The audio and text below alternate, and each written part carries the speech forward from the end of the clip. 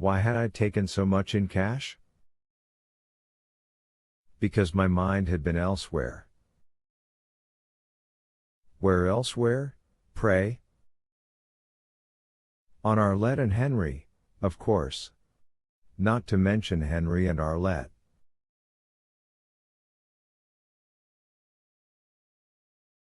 They were pretty much all I thought about on those rainy days. I knew it wasn't a good idea to have so much cash money around.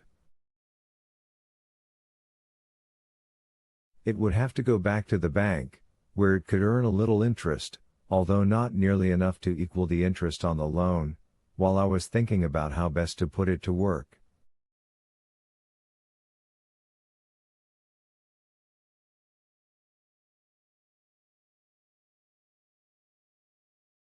But in the meantime, I should lay it by someplace safe. The box with the red horse hat in it came to mind.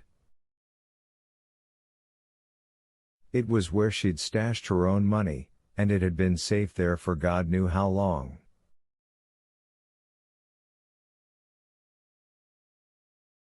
There was too much in my wad to fit in the band, so I thought I'd put it in the hat itself.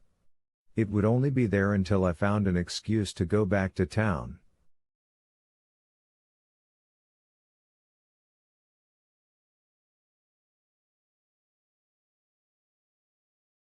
I went into the bedroom, stark naked, and opened the closet door. I shoved aside the box with her white church hat in it, then reached for the other one.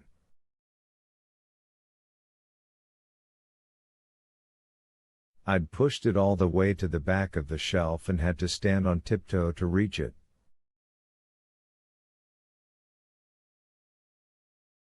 There was an elastic cord around it. I hooked my finger under it to pull it forward, was momentarily aware that the hat box felt much too heavy, as though there were a brick inside it instead of a bonnet, and then there was a strange freezing sensation, as though my hand had been doused in ice water.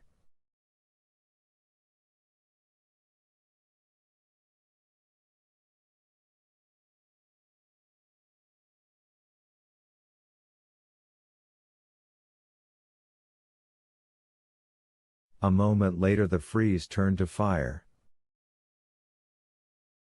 It was a pain so intense that it locked all the muscles in my arm. I stumbled backwards, roaring in surprise and agony and dropping money everywhere.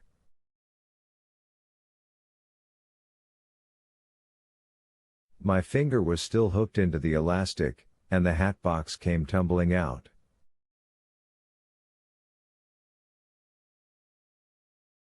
Crouched on top of it was a Norway rat that looked all too familiar.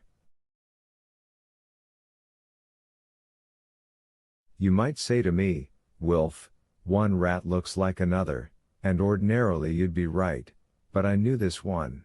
Hadn't I seen it running away from me with a cow's teat jutting from its mouth like the butt of a cigar?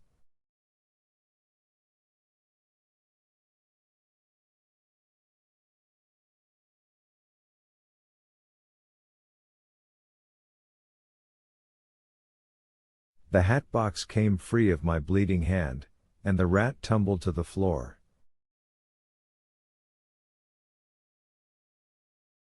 If I had taken time to think, it would have gotten away again, but conscious thinking had been cancelled by pain, surprise, and the horror I suppose almost any man feels when he sees blood pouring from a part of his body that was whole only seconds before.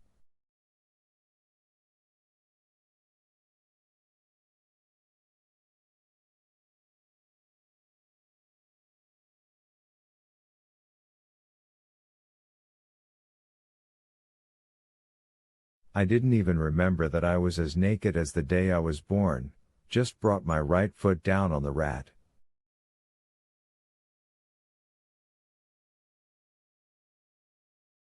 I heard its bones crunch and felt its guts squash. Blood and liquefied intestines squirted from beneath its tail and doused my left ankle with warmth.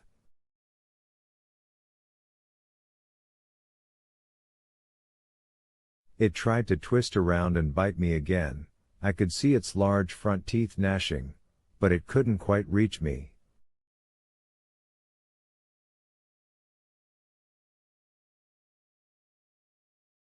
Not, that was, as long as I kept my foot on it. So I did.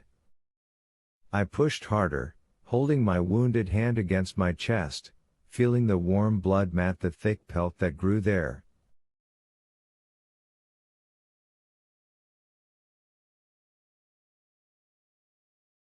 The rat twisted and flopped.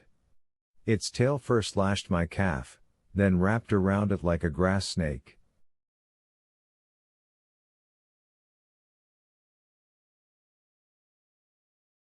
Blood gushed from its mouth.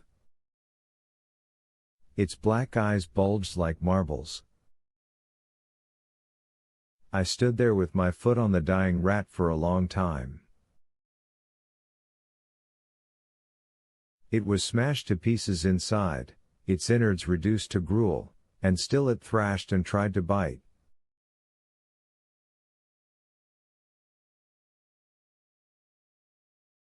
Finally it stopped moving. I stood on it for another minute, wanting to make sure it wasn't just playing possum, a rat playing possum, and when I was sure it was dead, I limped into the kitchen, leaving bloody footprints and thinking in a confused way of the oracle warning Pelas to beware of a man wearing just one sandal.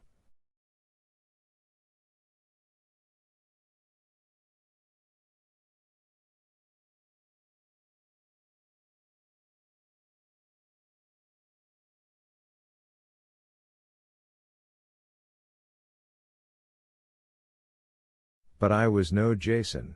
I was a farmer half mad with pain and amazement, a farmer who seemed condemned to foul his sleeping place with blood.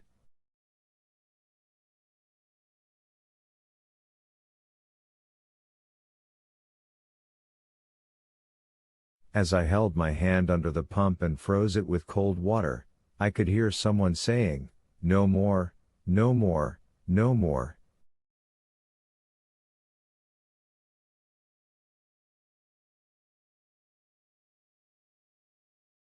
It was me, I knew it was, but it sounded like an old man.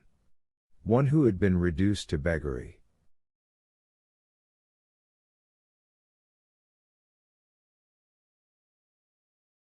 I can remember the rest of that night, but it's like looking at old photographs in a mildewy album.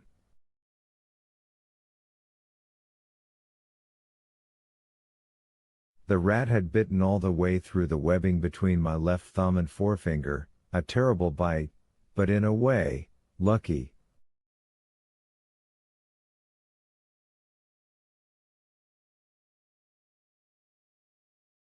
If it had seized on the finger I'd hooked under that elastic cord, it might have bitten the finger entirely off.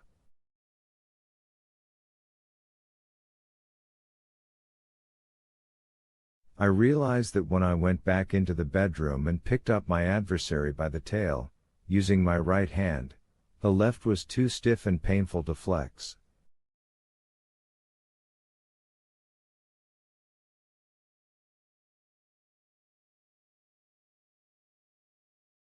It was 2 feet long, a 6-pounder, at least. Then it wasn't the same rat that escaped into the pipe, I hear you saying. It couldn't have been. But it was, I tell you it was. There was no identifying mark, no white patch of fur or conveniently memorable chewed ear, but I knew it was the one that had savaged Eloise.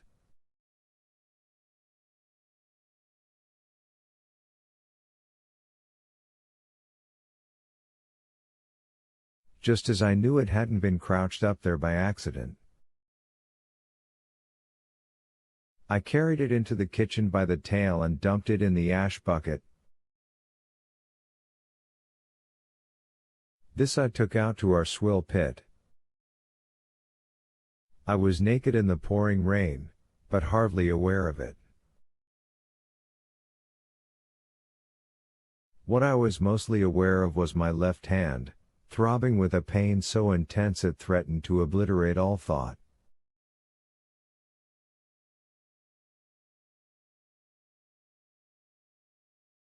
I took my duster from the hook in the mudroom, it was all I could manage, shrugged into it, and went out again, this time into the barn.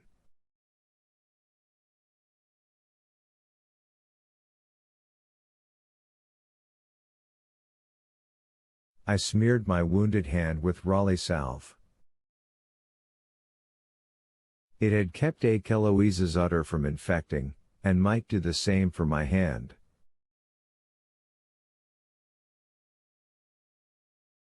I started to leave, then remembered how the rat had escaped me last time.